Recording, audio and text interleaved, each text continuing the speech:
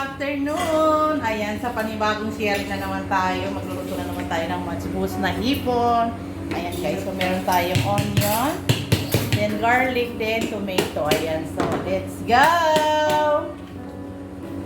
Namiss niyo ba ang kambal niya? Nandito. Asan ang hipon?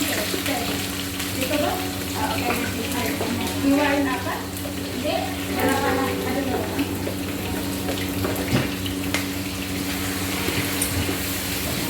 Guys. Oops. Hindi ka pwedeng matumbak.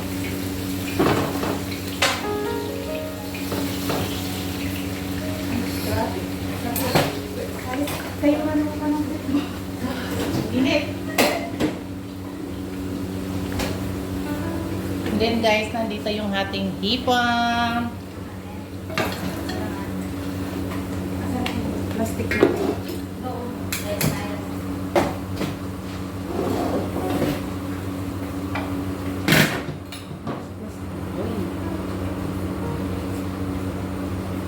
So, ayan. Pakita ko sa inyo mamaya guys. So, antayin natin mag-golden yung ating sibuyas din.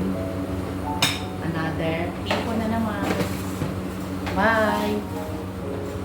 Guys, ito na yung ating parsley. Ay, hindi, coriander press pala to guys. Kailangan talaga to sa matchbus trobian. Ayan. So, naglagay na tayo ng pampalasa dyan. All the ingredients na alam nyo, ilagay na ninyo. So, ayan. So, okay na to siya, guys. Ayan. So, ilalagay na natin yung ating hipon. Ito na yung ating hipon. Ayan. Para sa buong barangay. O, diba? Sana all.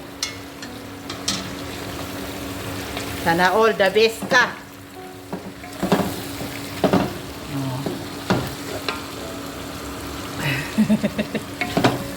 Ang init, guys.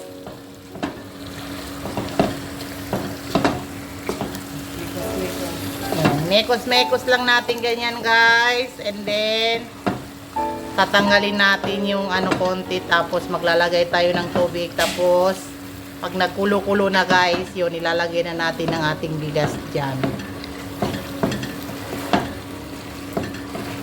Ayan. Sa lahat ng makakakita nitong video na to, pa-like and follow guys. Pa-comment kung saan. Pa-comment kung saan kayo.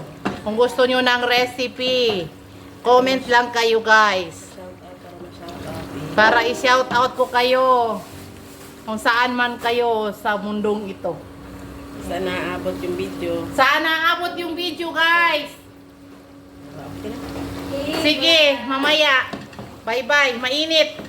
Guys, ayan na. Hanguin na natin yung ating hipon. Hindi natin kailangan ng mahabang oras dito sa ating hipon kasi ma-overcook siya.